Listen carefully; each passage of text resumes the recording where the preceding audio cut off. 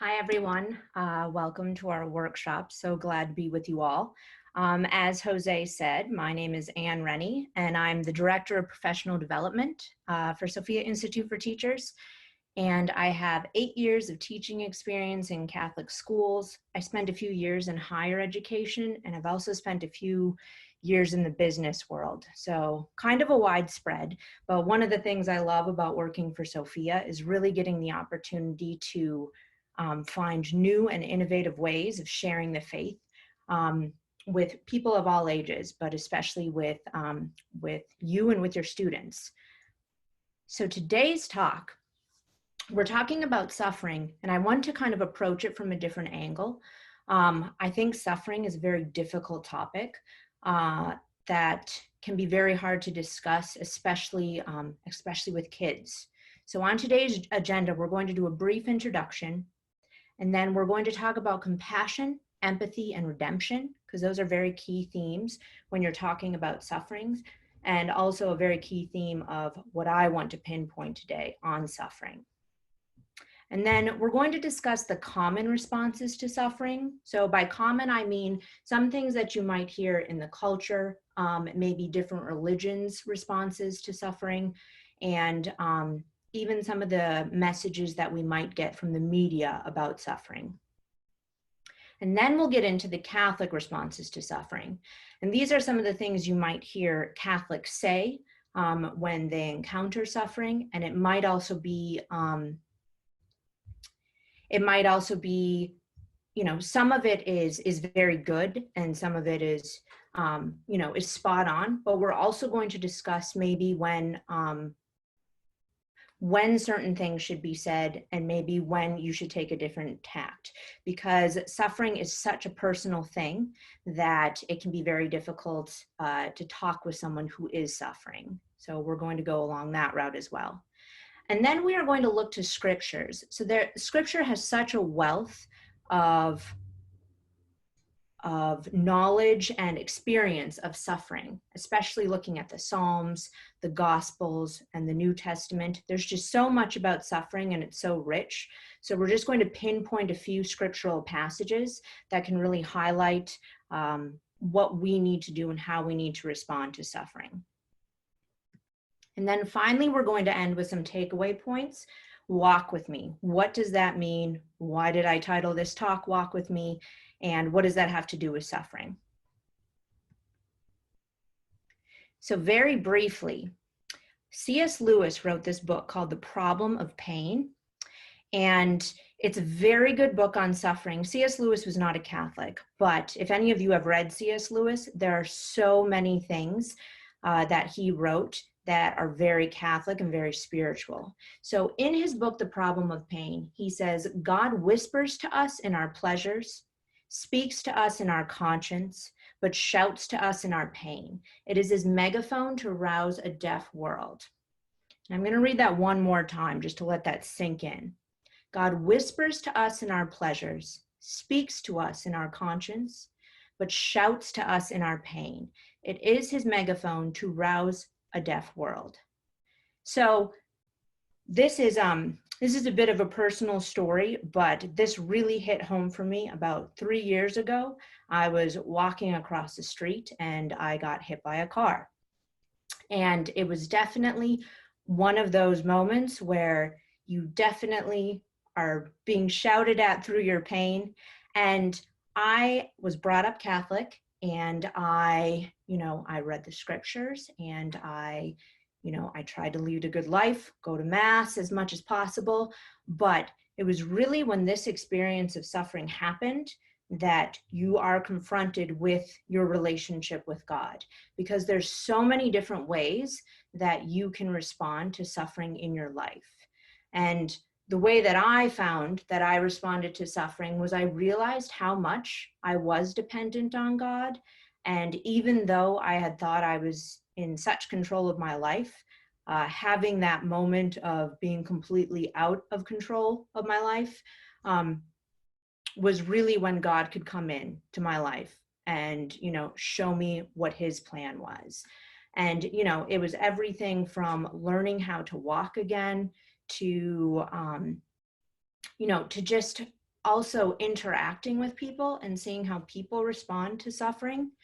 And that's when I came up with this theme. So when I was thinking about this talk, of walk with me, because I noticed that the best responses that I received when I was in pain were the people that just accompanied me, that didn't necessarily look for like the quick fix or the easy answer, but the people that were willing to just be with me and feel my pain and just were there for me. So I think that's an important thing, and that'll be a big theme in this talk. So compassion and empathy come up a lot with suffering. So compassion comes from Latin, cum passio, which means to suffer with. So I think that's really important. Compassion isn't just something that is outside of you. It's actually you taking on the suffering of another person and actually sharing in their suffering. So it goes deeper than feeling sorry for someone, because when you feel sorry for someone, they're still kind of out here and you are comfortably here. And you say, oh, wow, that's too bad. But when you feel compassion towards someone, your heart actually aches with them. And then empathy comes from Greek, empathos, which literally just means in feeling. So it has a similar connotation to compassion in that you feel what the other person feels. So a little bit later on in our workshop today, Jose is going to be talking about virtues. And I think in discussing virtues and suffering, these are two habits that we need to foster and develop throughout our life, so that when we are actually confronted with suffering, either in our own lives or in the lives of people we encounter, our natural response is to have compassion and empathy. But those won't be our natural responses if we don't cultivate those virtues in the here and now when things may not be going badly. They might be going great, but still having that idea of compassion and empathy. So ultimately, what this means is walking in another person's shoes. And we use that expression a lot, but it really is true. It's this idea that you actually try to experience what they're experiencing and from their perspective, so that you can just accompany them. You can walk with them on their journey and you can be what they need to be in that moment. Or if the suffering is in your own life, you know, it might also mean that you have compassion and empathy towards others who may not respond as well to suffering. I know in my own experience, we're going to be going through the common responses for suffering and also the Catholic responses. And I heard a mixture of pretty much all of them. And I have to say, some of them were pretty hard to take. But then I realized, like, suffering, it's messy and it's uncomfortable and it's hard to deal with. And so after today, it's not as if you're going to get a rule book and a handbook that, you know, now you have the exact right thing to say when you are confronted by suffering. But I'm hoping that some of the things that we talk about today are things that you can use, though, in your life, and that might help you deal with suffering better and teach it to your students. The final thing, because we are talking about redemptive suffering, is redemption. So redemption comes from redimere. It's Latin. It means to buy back. And the reason why I put this in there, there won't be a quiz on what redimere means at the end of this, so don't worry. But Christ paid the ultimate price for our sins, and what he freed us from was slavery to sin. And the reason I included that Latin word is that Latin word was used specifically to describe a payment of a slave. So back in Roman times, when you would want to buy back a slave who maybe had been captured, or maybe you had sold him and you want him back, you would buy him back, redimere him back. And so it's the word used to describe our freedom from sin, which Christ bought for us on the cross. And then how does our role fit into all of this? So we can participate in redemption through our sufferings. So before Christ, suffering did not have this aspect of continually freeing us from sin. But since Christ, now when we suffer, all of those sufferings can help free us from sin. Or maybe it can be a witness to someone else so that they change their life. Or perhaps it's reminding us, like in my case, it reminded me that I'm not in control. God is in control. And so it can open our eyes to a much wider view of the world. And that really is what redemption is all about. It's seeing the whole world, and that Christ died for each and every one of us, with no exceptions. You know, even if we reject his offer of redemption, it doesn't mean that he didn't die for us. So that's an important aspect of suffering. And then along these lines, so when we're talking about redemption, sometimes people have the idea that, you know, God created suffering. You go all the way back to Genesis. Sin enters the world, suffering begins, and then he comes with the fix, with Jesus dying on the cross. But that's not how it works. So God did not create suffering. Suffering is essentially, it's an absence.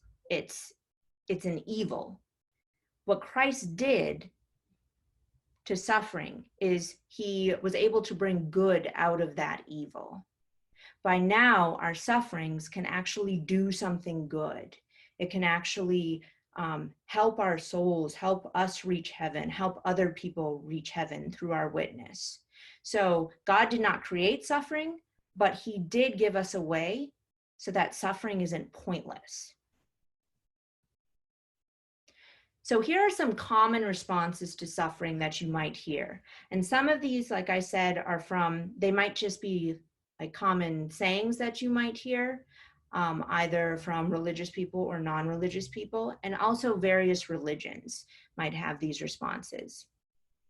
So one of the ones you might hear is grin and bear it.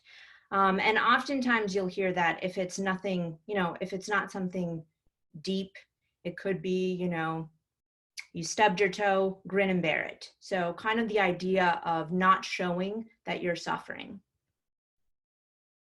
Another one, which kind of hits to a deeper level, is how does a good God allow suffering? Okay, and that one is, that could be the subject of an entire college course. But how does a good God allow suffering? Suffering enters the world because we have free will. And so God allows it because he gave us free will, but he also gives us help to deal with it, which I think is very important. This is from a famous philosopher: that which does not kill you makes you stronger. Also, Kanye West, several years ago now, came out with a song, Stronger, and he paraphrased an old philosopher. And the idea of this is kind of a secular take on suffering, is that, if you suffer, you can become mentally strong. So it's this idea that suffering it doesn't have a spiritual aspect to it.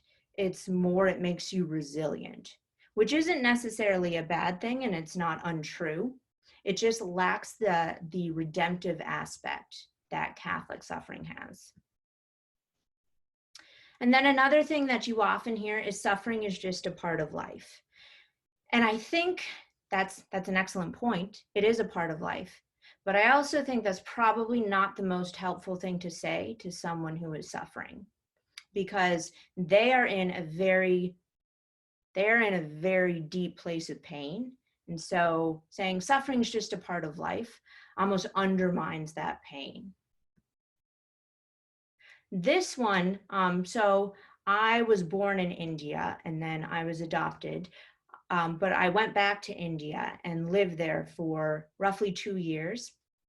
And this was very common in Indian culture, particularly in the Hindu religion. You must have done something to deserve this. So it was the idea that your suffering was caused by a personal sin. So that was one of the reasons why it was so difficult to find people to help those who were poor and suffering, because their whole concept was, well, in a past life, they had done something that made them, that made them suffer. So it's a punishment that they deserve. So why would we help them? So that's something that you might come across. And then here's another one. It's all about karma. So this is definitely more of the new age style. It's, but this one often falls short, because the whole point of karma is that if you do good things come back to you. If you do bad things come back to you. But the problem is this doesn't answer the fact that lots of times really good people suffer. So it's ultimately, it's a very unsatisfying answer. And then the final one is suffering is pointless. And if you do not have an idea of the redemptive act of suffering, it can seem very pointless, because what is the purpose? There's nothing good that comes out of it. The culture in suffering. So these are two famous songs. The lyrics at the beginning of this one are, "Don't let yourself go, because everybody cries and everybody hurts sometime." That's Everybody Hurts, REM. And the whole idea behind that song is that everyone is going through pain. And so just remember that you are not alone. And I think in some sense, that's a very good thing for us to remember, whether we are suffering or whether we are talking to someone who is suffering, to just emphasize that they are not alone and that everyone has some sort of suffering in their life. And then this one, "I hurt myself today to see if I still feel. I focus on the pain, the only thing that's real." And that's the first lines of "Hurt" by the Nine Inch Nails. Johnny Cash also did a very famous cover of this song. And the idea of this one is also kind of a modern take on it. It's the idea that suffering is the only thing that tells us that we're still here. But what you're doing in that instance is you are making something that is evil the thing that reminds you that you exist, instead of, no, I am a child of God and that is good and that is why I am here. And suffering is just a part of my life, but it's not the thing that defines my existence. So now here are some Catholic responses to suffering. So I remember, and most of you probably had this experience, offer it up. So whenever I complained when I was a little kid, my mom would say, offer it up. And this often happened in Lent when we wanted candy and we couldn't get candy. She'd say, offer it up. God can bring good out of your suffering, which is true. So that's a great response.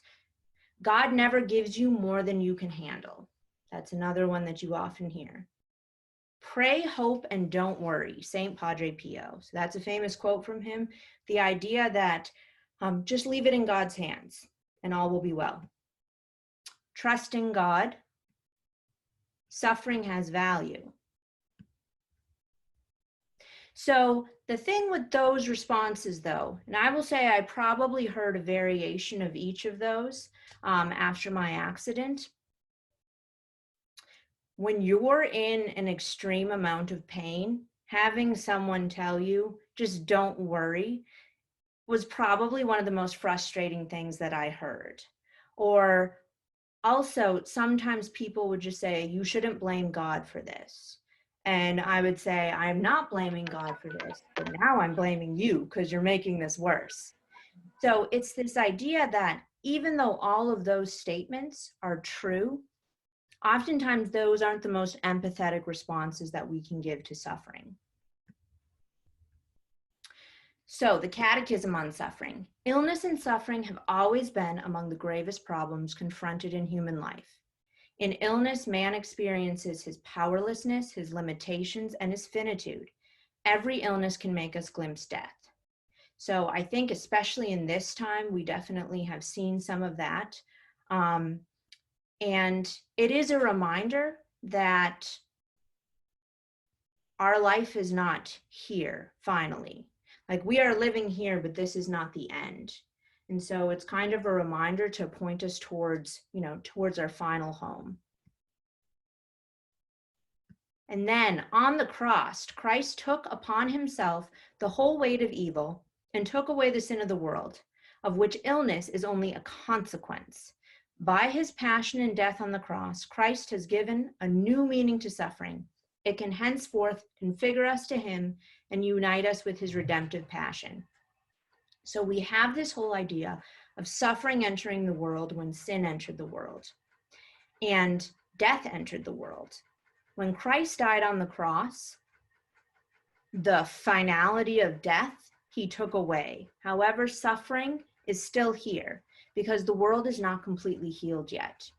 So, but now, because of Christ on the cross, whenever we suffer, whenever we participate in suffering and united to the sufferings of Christ, we play a part in redemption, which is really cool because it gives value, it gives meaning. And, it might in the moment not necessarily be comforting, but in the long term, it's very comforting. And it's something that we should always keep in the back of our mind. So when suffering does hit us, we can go back to that. So now looking to scriptures. So when we're looking to how do we respond to suffering in our lives and how do we respond to suffering in the lives of others, it's so important to look to scripture because there's just so much gold there. So the first one is from Psalm 34. The Lord is near to the brokenhearted and saves the crushed in spirit. So it's this idea that God is close to those who suffer. And when you look at the Gospels, he's always reaching out and healing people. And when they plead with him, he answers. So Christ is always there reaching out and healing. And he also heals them and forgives their sins. So it's this whole idea of healing the body and healing the soul. And sometimes in this life, it happens that the body cannot be healed, but that's for the life to come when everything will be made whole. And that's something that I think is very important to remember, which is why I included this piece from Revelation. So he will wipe every tear from their eyes, and there shall be no more death or mourning, wailing or pain, for the old order has passed away. So one thing that we can always come back to is this life is not the end. And eventually, at the end of the world, all suffering, all death, all pain will be gone. And so even though it is a part of our lives now, it won't always be a part of our lives. And I think that's super important to remember, that this isn't just, this isn't just a twisted cycle and we're going to have to start this all over again. No, eventually, our bodies and our souls will be completely healed and we'll be in eternity, hopefully, with God. So one of the most famous passages on suffering, St. Paul has several, but one of the ones that they often come back to is 2 Corinthians 12. And so we're just going to walk through this passage. It's 5 verses, so it's a little bit longer, and just parse out just a little bit of what he's talking about with suffering and maybe how this relates to us. So St. Paul says, about this person I will boast, but about myself I will not boast except about my weaknesses. So he's talking about Christ, and you can boast about Christ. And he said, but I'm not going to talk about myself, except talking about how weak I am. And you might think, oh, that sounds a little bit weird. Why would you talk about your weaknesses? But we'll get to that. It'll make sense. Although if I should wish to boast, I would not be foolish, for I would be telling the truth. But I refrain so that no one may think more of me than what he sees in me or hears from me because of the abundance of the revelations. And so he's actually saying, actually, there are a few things that I could say, that I could boast about, you know. And I think in our own lives, we definitely have this idea that, you know, there are good things that we can share about. But we also have to remember that we are here to communicate Christ to others, especially to our students. Therefore, that I might not become too elated, a thorn in the flesh was given to me, an angel of Satan to beat me, to keep me from being too elated.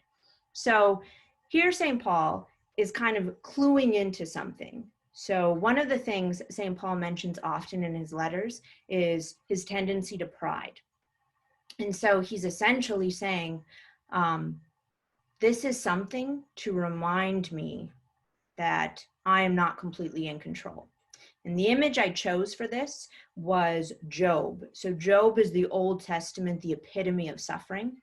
And the whole thing with Job was he had this wonderful life. And then Satan comes to God and says, you know what?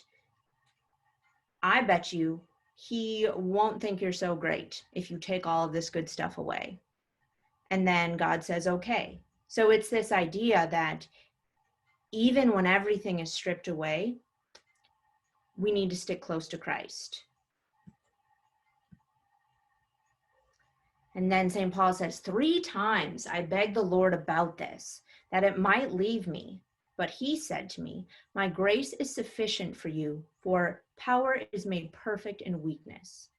And you do not see this any clearer than in the cross. So in the cross, when you think that Satan has won and all hope is lost, that is when Christ has the ultimate victory over death. And so my grace is sufficient for you, for power is made perfect in weakness. And so sometimes in our weakest moments, in our darkest moments, is when we realize the absolute power of grace and the transforming power of the cross. I will rather boast most gladly of my weaknesses, in order that the power of Christ may dwell in me. So it's this idea that we have to ask God for help, and we have to admit that we're weak.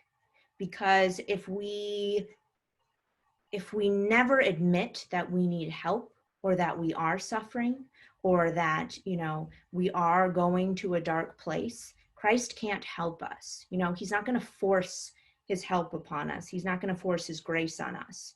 So we really need to admit when we need help. And sometimes extreme moments of suffering can force us to do that. Therefore, I am content with weaknesses, insults, hardships, persecutions, and constraints for the sake of Christ. For when I am weak, then I am strong. So I think in our darkest moments, especially, you know, for those of you that teach teenagers, I think it's really hard to be a teenager these days. There's a lot of stuff vying for their attention, and there's real suffering and real pain that they experience, to remind them that God is close to the brokenhearted. Christ is close to those who are weak. Christ also knows what weakness is, and knows what pain is, and knows what suffering is. So it's not something that is, you know, outside of his experience. And so he is there for us. So just wrapping up here, because I have about 1 more minute, walk with me. So this image is of Jesus and the Emmaus disciples. And we had this gospel reading, not this past Sunday, but 2 Sundays ago. And one of the things that I love about this is those disciples must have been so sad and so depressed, because they thought that God was dead. They thought that their master, their rabbi, was dead. And then they're hearing all of these rumors. And what does Jesus do? He walks with them and he lets them talk, and he listens to them and lets them tell their story. So that's something I think That's like a huge takeaway. Listening. Suffering reminds us of our need for God and for others. Our suffering, when joined to the sufferings of Christ, takes on a redemptive value. The Catechism says, moved by so much suffering, Christ not only allows himself to be touched by the sick, but he makes their miseries his own. He took our infirmities and bore our diseases. So Christ knows what we're going through, even when we're at our darkest. Christ walks with those who are suffering and helps them through it. So he walks with us, and he is the model of how we should respond to suffering. So sometimes it's just walking, accompanying, and listening. And then I love this line from Isaiah. It's from one of the suffering servant passages, and says, a bruised reed he will not break. So I think this is something that's really key to remember when we are talking with people who are experiencing deep suffering, is that when you are at your lowest, you are a bruised reed. Gentleness is always the best way to approach it.